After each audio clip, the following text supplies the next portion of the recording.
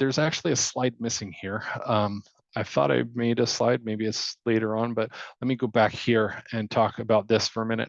I mentioned using more of a hybrid approach here on the cloud with stacks. So let's take stack release number 1, and we're gonna use Bradley Benner's tree service stuff as a model here. And so maybe we're gonna look at tree clearing here, and then release 2 is going to be about arborist services.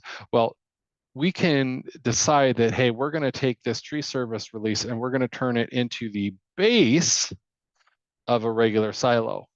And then we're going to amplify that one up. And then all of that is going to continue to flow down through the base release and into the target site. This is something that I really like because, it really allows you to be creative with your structure. It allows you to build, use lots of press releases and, really amplify all of that, link authority and relevance through to one funnel point that is natural, and then through to the target site. So I thought I had a slide on that. I apparently didn't, unless it's further in one of the vertical specific models. If we do, then we'll talk about it there. So any questions about that before we go on to vertical specific stuff?